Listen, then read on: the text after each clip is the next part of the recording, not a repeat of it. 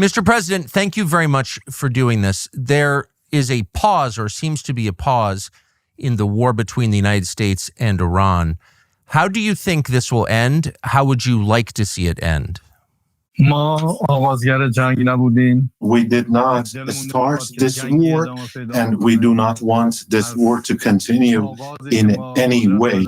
From the very beginning, it was the motto of my administration that I always adhere to, and that was fostering the national unity inside the country and also fostering peace and tranquility and friendship with the neighboring countries and with the rest of the world. The American President Donald Trump has said that the United States bombed your enrichment facilities because the government of Iran refused to give up its nuclear program, and that there can be no peace until Iran does give up that nuclear program. Would you be willing to give up the nuclear program in exchange for peace? I would like to tell you what has happened, and it was Netanyahu since 1984 has created this false mentality that Iran seeks a nuclear bomb, and it has insinuated that Iran is trying to develop a nuclear bomb in the past, and it has put it in the minds of every U.S. president since then, and to make them believe that we would like to have a nuclear bomb. But the truth is that we have never been after developing a nuclear bomb, not in the past, not presently, or in the future, because this is wrong, and this is in contrast to the religious decree or the fatwa, which has been issued by His Eminence, the Supreme Leader of the Islamic Republic of Iran, that so it is religiously forbidden for us to go after a nuclear bomb. And this was always corroborated thanks to our cooperation with IAEA, because they were always there that to verify this and to substantiate that we have never wanted a nuclear bomb. But unfortunately, this cooperation was disturbed by the unlawful attacks against our nuclear facilities. So you have, according to news reports, withdrawn your cooperation from IAEA, the International Nuclear Regulatory Agency. And so there's, I suppose, no way for the rest of the world to know how much uranium you're enriching and to what extent, to what percentage it's being enriched. And so is there any way to verify, and would you be willing to allow other nations to verify that you are not building nuclear weapons? Mr. Carlson, sir, I would like to draw your attention to the fact that we were right in the middle of holding talks with the United States, and the President of the United States invited us to hold such talks in order to have peace. And we were told during the process of these negotiations and talks that as long as we don't give the permission to Israel, they are not going to attack you. And we were going to have the next round of the talks very soon. But in the middle of it, suddenly Israel torpedoed the negotiating table. We were sitting at the negotiating table when it happened. And by doing this, they totally ruined and destroyed diplomacy. In order to answer your question with regards to the surveillance or the supervision over our nuclear program, I would like to say that we are ready to hold talks over it. We have never been the party that has run away from verification. We stand ready be to have these supervisions. But unfortunately, as a result of the United States unlawful attacks against our nuclear centers and installations, many of the pieces of equipment and the facilities there have been severely damaged. Therefore, we don't have any access to them. We cannot see, and unless this access is going to be back there again, we have to wait for it and to see what happens and how much they have been damaged so that we can go for the supervision. There have been news reports that your government believes that the IAEA was spying on the government of Iran and passing information to Israel. Do you believe that? And if so, do you have evidence that that's true, that the world could see?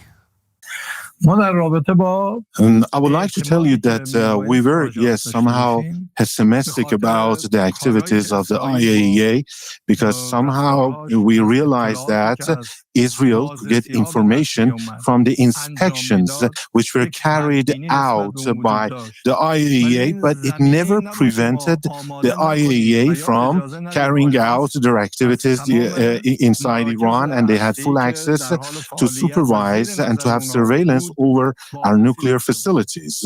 But there was this lack of trust as the result of the last report by IAEA. The type of the report and the way they prepared the report somehow gave an excuse to the Israeli regime and prepared the ground for their unlawful and unauthorized attack against our nuclear facilities. And even after that, the IAEA failed to condemn these attacks or try to anyway to stop them. And this ran counter to the international law, and this resulted in a widespread lack of trust among the Iranians, Iranian legislators, and the public opinion here. You've suggested that you were anxious to resolve your conflicts with the United States through diplomacy and that was derailed by war. Would you be willing to restart diplomacy? And could you tell us in general but precise terms the kind of deal you would be willing to accept? You see, I am of the belief that we could very much easily resolve our differences and conflicts with the United States through dialogue and talks. And, the international law could serve as the framework or the basis for a deal in which the rights of all nations, Iranian nation, would be respected. But unfortunately, it was Netanyahu that destroyed these diplomacy and these diplomatic efforts.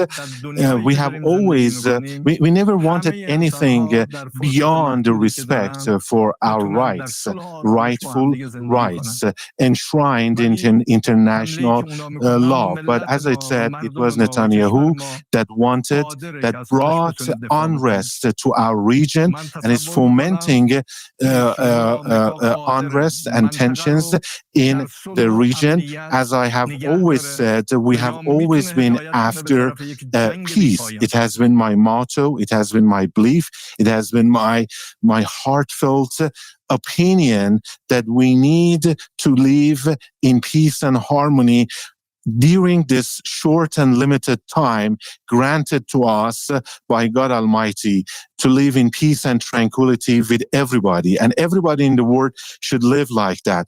But I would also like, on the other hand, to reiterate that our people are capable enough to defend themselves in self-defense during any kind of attack. And I believe that the United States president can very well guide the region and the world to peace and tranquility, or, on the other hand, to lead it to forever wars. Do you have plans to re-enter negotiations with the United States, with envoy Steve Witkoff or anyone else? And if not, what do you think will happen? ما مشکلی برای مذاکره نداریم. We see no problem in re-entering the negotiations. But before that, I have to remind you that because of the atrocities by the Zionist regime, by Israel, not just against my country, but in the whole region, we are now facing a crisis. The people are facing a crisis that we need to put it behind ourselves. Our commanders were off duty.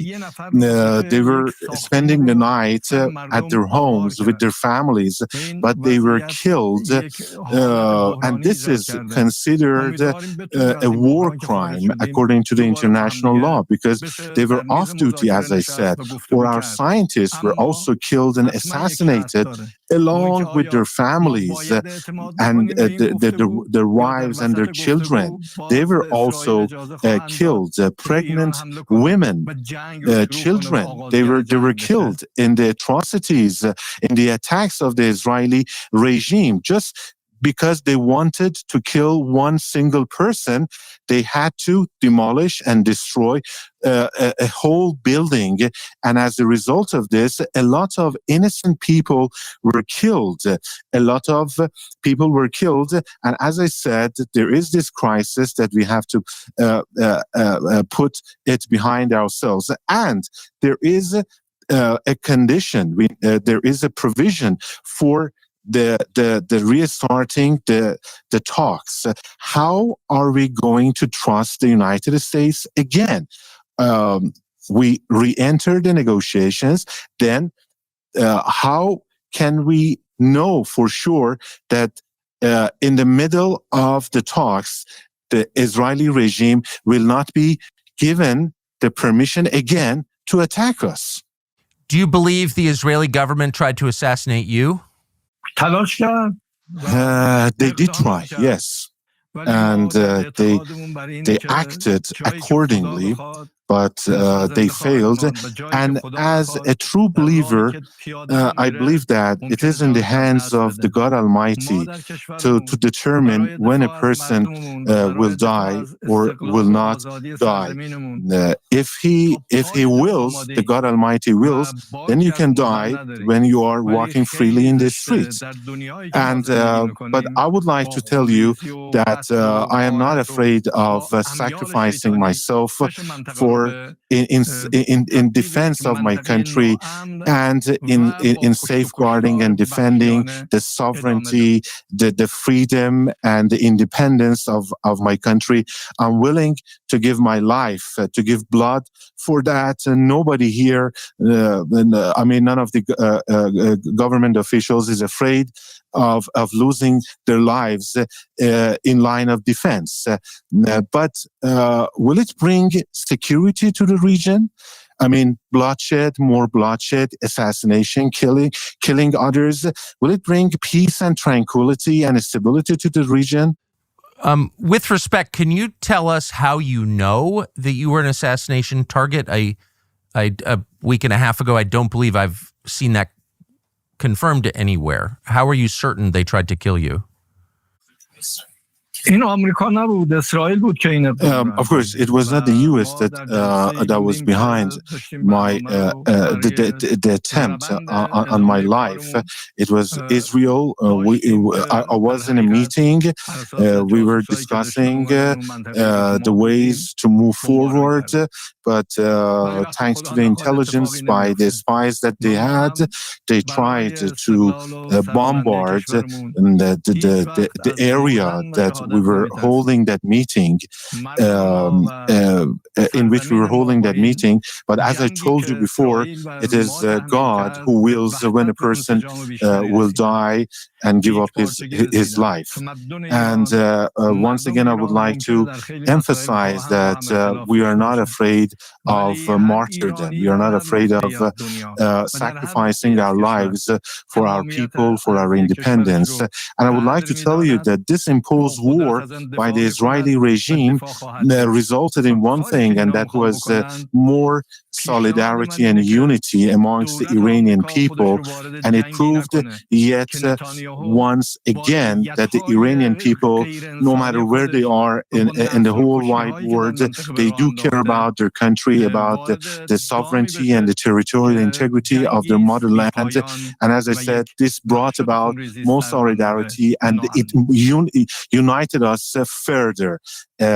Thanks to this act of aggression by the Israeli regime. My proposal is that the U.S. administration should refrain from getting involved in a war that is not its war, that is not America's war. It is Netanyahu's war that is having its devilish machinations for the whole region. It has its own agenda. He has his own agenda, Netanyahu, I mean, inhuman agenda, and that is having forever wars that go on and on and on.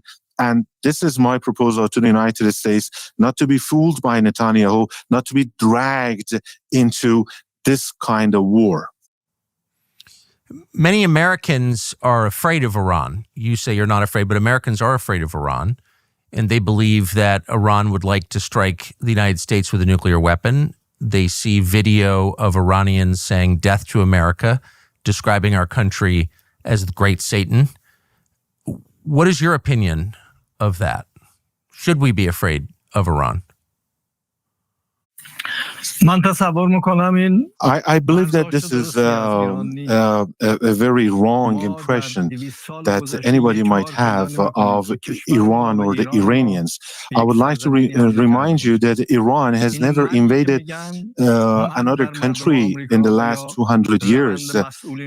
When they say death to the United States, it doesn't mean death to, they don't mean death to the people of the United States or even to the officials of the United States. They mean death to crimes, death to killing and carnage, death to supporting killing others, death to insecurity and instability. This is, have you ever heard that an Iranian killing an American? Have you ever heard that? Or a terrorist that was Iranian and he carried out a terrorist attack against the Americans?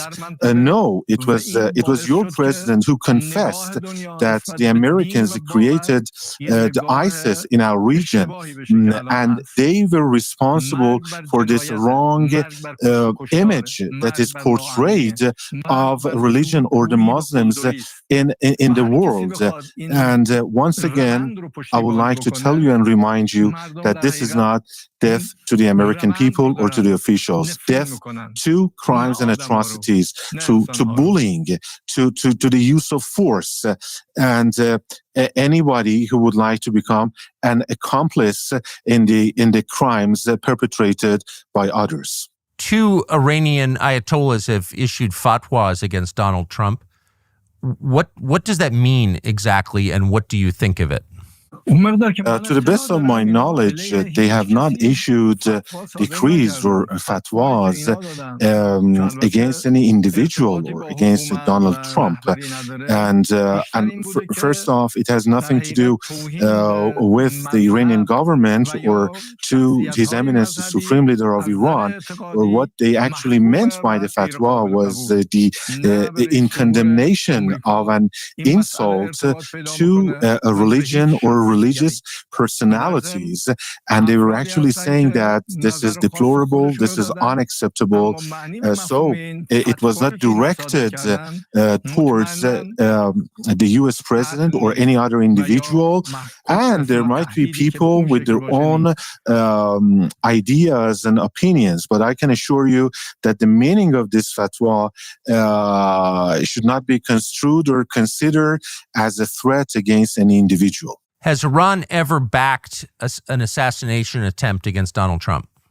به هیچ وجه. This is actually what Netanyahu is trying to insinuate and to make your people or the president of your country to believe.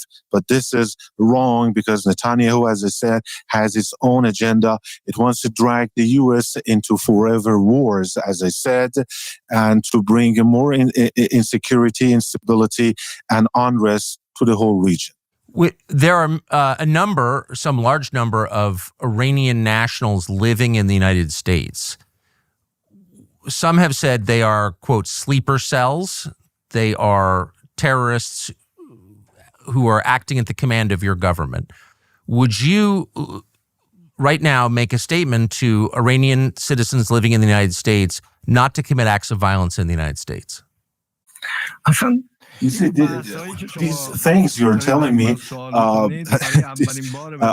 is the first time I'm hearing them from you or from anybody. The Iranians are known for their knowledge, for their science, for their courtesy, for being civilized.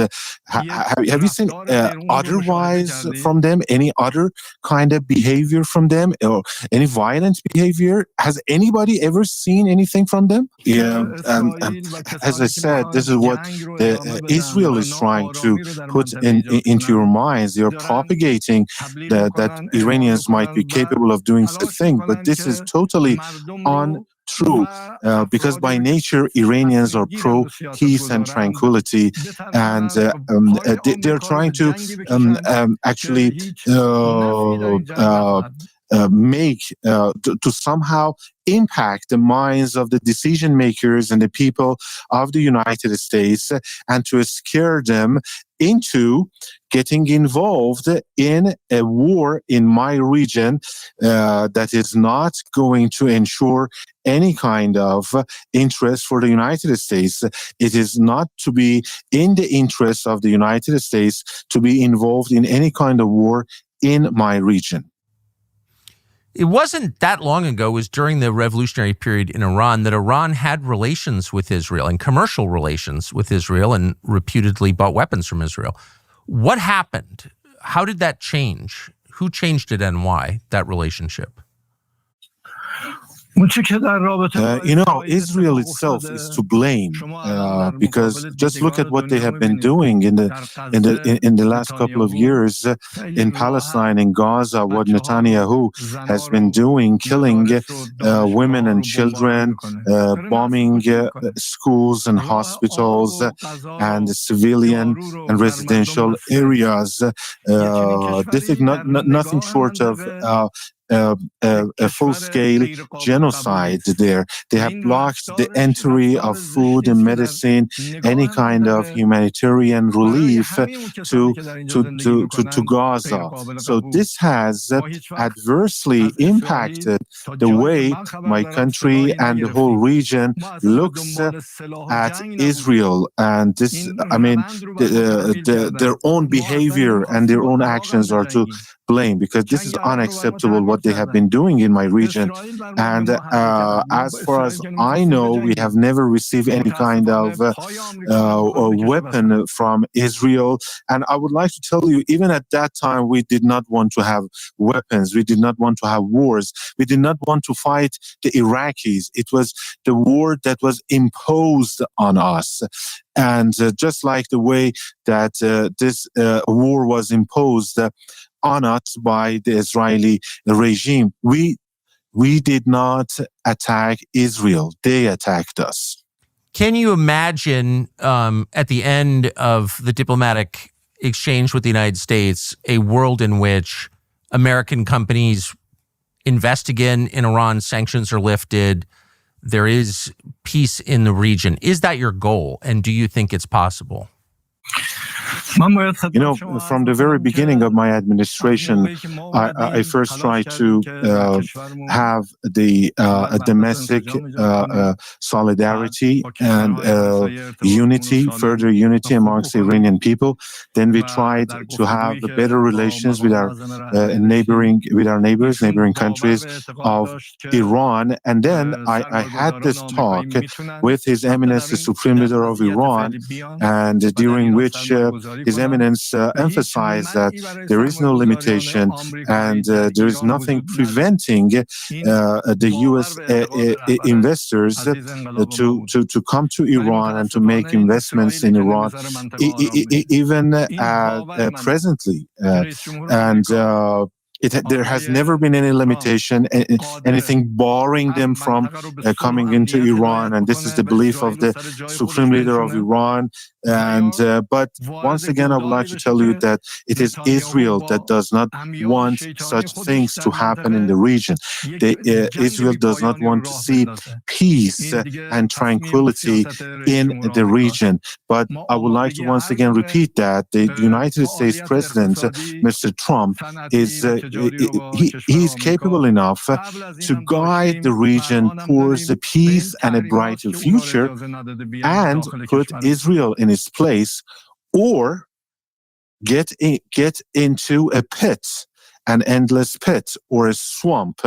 And that is a war that Netanyahu wants the United States or the U.S. president to be dragged into. So it is up to the United States president to choose which path that I told you about. And as I told you, there is nothing preventing the commercial or industrial or economic activities by the U.S. Business people and investors. And of course, if there was a limitation, it was caused by the U.S. sanctions, not by us. Mr. President, my final question: if we wind up in a broader war, could you expect assistance from Russia and China, military and economic assistance from your allies, Russia and China? We have always put our trust in God, and in God we trust. And we are capable enough to defend ourselves and to stand on our own 2 feet and to defend our country, our territorial integrity to the last drop of our blood. As I have said again and again, we don't want wars. We don't want to develop a nuclear weapon, and this false image, this wrong mentality created in the minds of the U.S. decision makers and officials is because of the devilish machinations instigated by Netanyahu and the Israeli regime and its policies based on warmongering. And the U.S. president should know that another war will only spread more instability in the Middle East, and it is not going to be in the interest or in favor of the U.S. president or the U.S. government to move in that or towards that direction. They instead need to choose peace and tranquility, which is something that I am and my government and my country are after. And I also, as I said, I believe that the U.S. president is powerful enough to put Israel, to Netanyahu in their place, to contain them and replace warmongering, bloodshed, and conflicts with peace and tranquility. Mr. President, thank you for taking the time to explain your perspective. I appreciate it. Thank you very much for providing me with an opportunity to tell you about what is going on in my mind and in my heart. And I hope that peace and tranquility will prevail, not just for the people of the United States, for the U.S. officials, but for the whole world, and especially the people of my region. And thank you.